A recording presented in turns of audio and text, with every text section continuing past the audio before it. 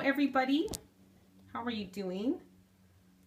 I'm going to see if I can't adjust this because I want to use this and I don't know if I'll be able to use it if it's that close. I'm going to push that back a little bit. Can you guys see most of that screen? Maybe not all of it, but most of it. My table's not very big, so I don't know how else to get it back there. So I think we're just going to have to work with this unless I can kind of hold it up. Okay. Okay, so you can see most of it. Oh, good. Hi, Lakeisha. How are you doing? Actually, if you guys see Lakeisha's name down there, you can click at and follow her. She's doing a lot of periscopes on weight loss that are really great. And I think you could be helped by her sharing her own progress. Today, I want to talk about the 2 top reasons we gain our weight back. And here, let me turn around for a minute here. Everybody, my hair is kind of messy, huh? Okay, so the 2 top reasons we gain our weight back. I am Barb Ravling. I blog at barbravling.com, and I also write Bible studies on weight loss, freedom from emotional eating, and Taste for Truth, a weight loss Bible study. And whenever I teach a class locally, I always start out by saying, I ask everybody in the class, how many women in the class have lost at least 20 pounds? And then I look around the room, and everybody in the class raises their hands. Then I say, how many of you have lost 20 pounds, at least 20 pounds more than once? Okay, I look around and almost all of the hands are still up. So finally, by about the time I ask, okay, how many have done it 3 or 4 times, then some hands start going down. Okay, the truth is we know how to lose weight. And most of us have lost weight at some point in our life, but the problem is we gain it back, right?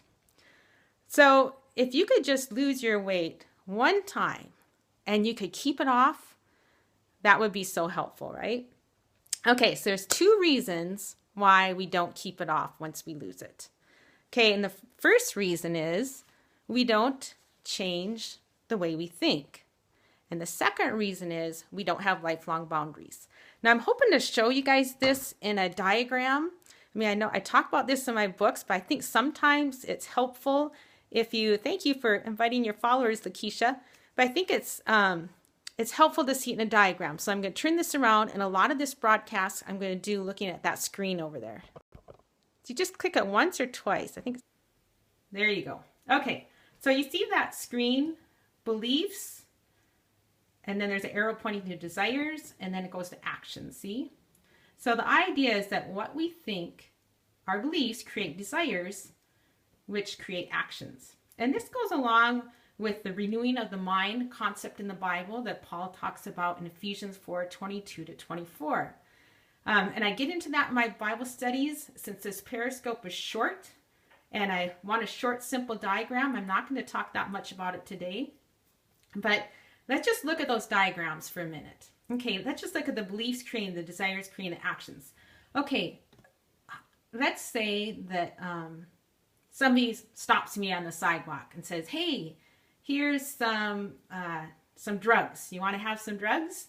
Okay, what am I going to say? I'm going to say no, of course not. Okay, why am I going to say no? Because I believe that drugs are really bad for you and they wreck my life, right? And so because I believe that, I'm not even going to have 1 ounce of desire to say yes to that drug pusher and take the drugs. And so my actions, I'm not going to take the drugs, right? Okay, so you can see how it works with drugs. Let's check out how it would work with food. Okay, here, see those 3 blue sentences? Those are just a few of the things I used to believe about food.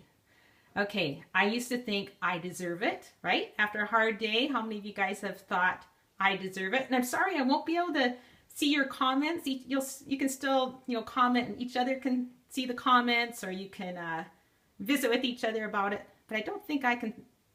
Maybe I can still. Oh, I can still see the comments. I was thinking I couldn't see them since that little screen was on. Okay, so I can still see. So you guys all felt that way. Okay, so here's another thing I believed. I want it, so I should have it, right? Okay, do I think that with all things in my life?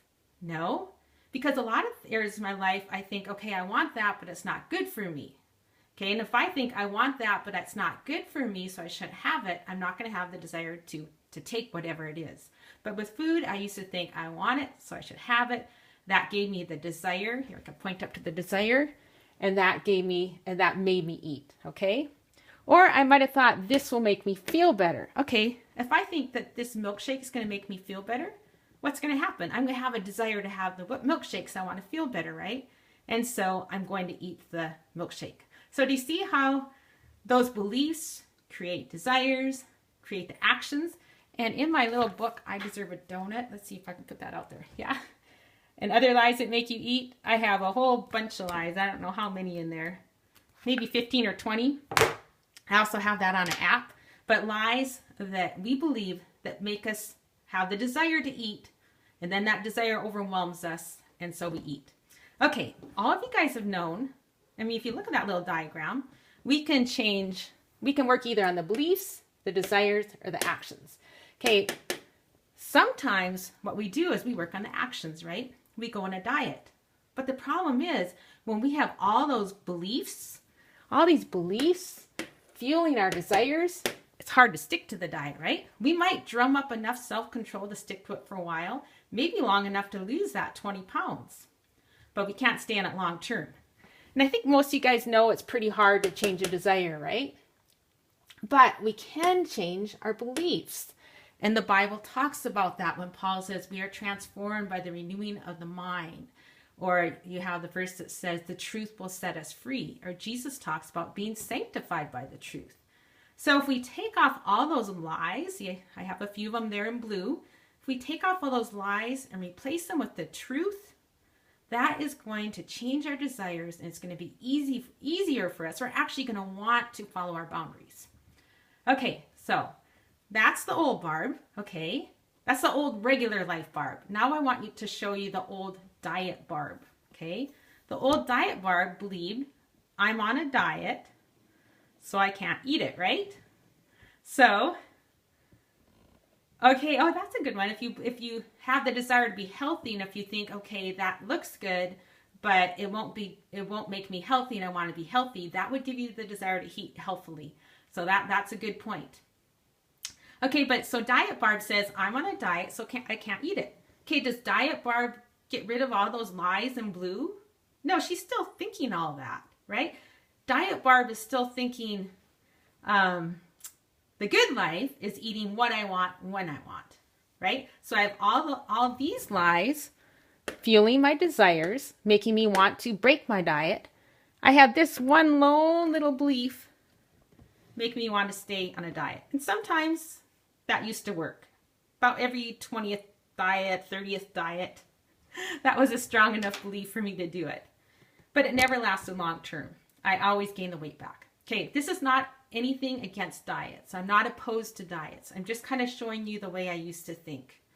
Okay, now what about that third one? I'm not hungry, so why would I eat it? See that one down there? Do any of us really think, yeah, I never thought of it that way before. Right, how many of us even have that thought, right? If we love food, and if we're believing all those lies, thanks for those hearts, guys. If we're believing all those lies, we're just not thinking, I'm not hungry, so why would I eat it? You know who thinks that? Maybe 10% of the population, usually the part of the population that hasn't struggled with eating before. Yeah, what's hunger got to do with it? That's right. That's the way my husband thinks. He'll see this wonderful, incredible food, and he'll say, oh, but I'm not hungry. So it's not even a temptation for him.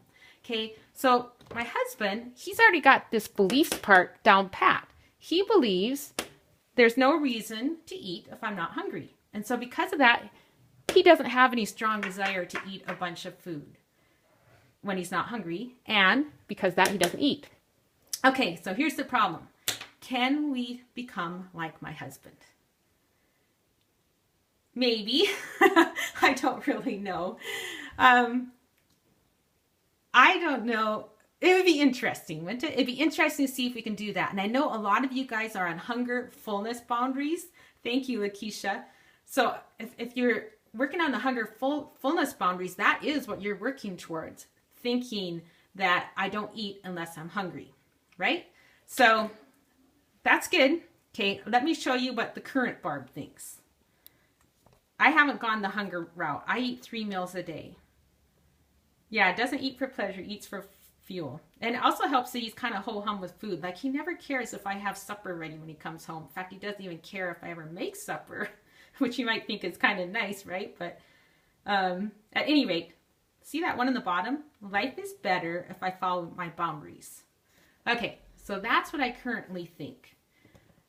Okay, let me go back and explain. So remember I said there's 2 reasons. The number 1 and number 2 reason why we gain our weight back. Okay, the first reason is we don't change our beliefs. We don't get rid of all of these lies. Okay, so let me just say an example how to get rid of those lies. And I probably have more on this on my blog. I have some free weight loss Bible studies on my blog, bartgraveling.com, plus in my books. But just for an example, I deserve it. Is that really what the Bible teaches us about life? Does the Bible say, hey, you deserve the good life, and if you're getting the bad life, you deserve a treat? It's really not biblical, right?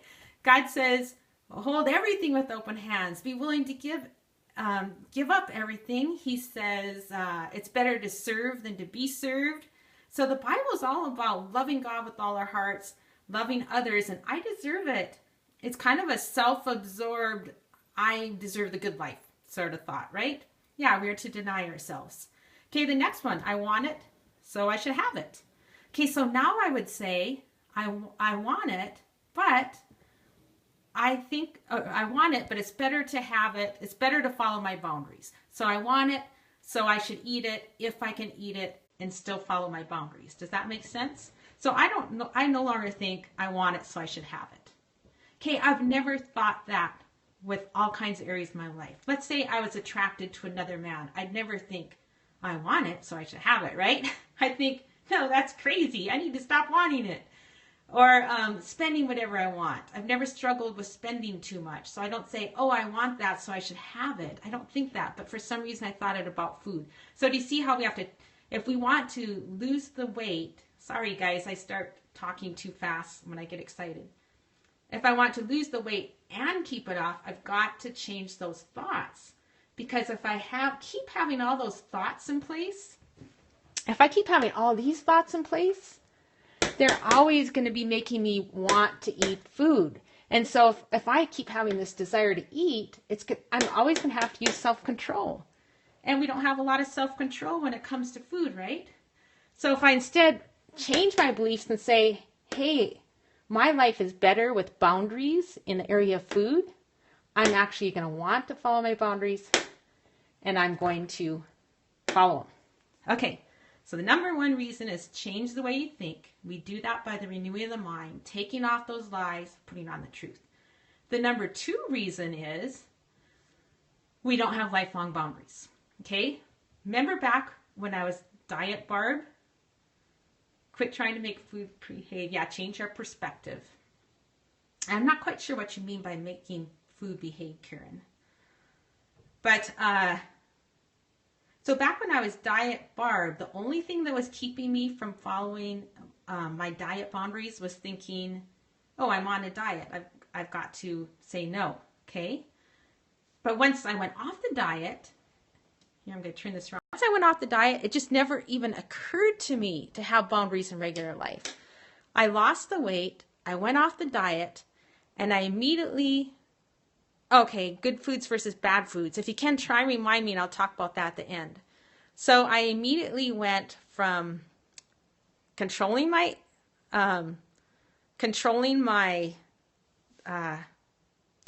eating with a diet to eating whatever I want, whenever I wanted. Okay, what we have to do now is whatever boundaries we use to lose weight, once we lost the weight, we need to transition to boundaries that will help us maintain weight. And for some of you, your weight loss boundaries and your maintenance boundaries are the same boundaries, like hunger only. You guys have the same boundaries. But some of you are going to be on a diet to lose the weight, and then you're going to transition to something else to maintain the weight. So what you need to do is transition to some sort of lifelong boundary so you don't go back into, oh, I can eat whatever I want now. Does that make sense? Sorry, I see some of you guys are coming out and coming back in, so you might be having connectivity issues. Sorry about that. So anyway, so lifelong boundaries, change the way you think. And then as far as the good food and the bad food, I think that's interesting because some people, yeah, lifelong choices now with idea you'll always have that. That's good. But as far as the good food and bad food, I mean, a lot of people say that's what made them gain weight, that they were told certain foods were bad. And that might be true for some people, but it's not true for everybody. Like when I lost my weight, I used Weight Watchers, but I ate a lot of ice cream on Weight Watchers. So we pick up those lies when we're growing up. So not everybody has the mindset when they're on a diet, they only have diet foods. When I went on diets, I probably had more ice cream. The joke around our house was, I'm diet girl. I should get to have ice cream because I still wanted my little treats. So, oh no, are you guys there? Uh-oh, you guys still there? Go. I think you're still there. Can you guys tell I am not very good at the techie part of this? Anyway, okay, I'm going to go back to me again. Just twice. I don't know what the problem is. Thank you. Thank you, Lisa. Okay, so what was I saying? Oh, good food, bad food. Oh, I know what I was going to say. Some people do better eliminating all their problem foods, okay? Some people do better keeping their problem foods. In fact, I was just reading a book called Better Than Before. Can't remember who it's by, but it's about on breaking habits, and she's a New York Times best-selling author. And I kind of liked what she said. And she's also said people are different. There's total abstainers. I can't remember what she called it. Anyway, she has the same principle in her book, that if you're going to break a habit or break eating, some people do better if they get rid of all their problem foods. Others do better if they keep their problem foods. So it's helpful to find out which one you are. I guess that really doesn't tie into today's talk, but anyway, I'm not sure if that's what you guys mean by good food, bad food. So it's not that certain foods are good or bad. It's more the quantity of them. Like we don't want to be able to eat as much as we want. And I think there's also the truth that certain foods could send us into binge mode. And so for that type of person, where we have those certain foods that would send us into binge mode, it would be good to be careful about that.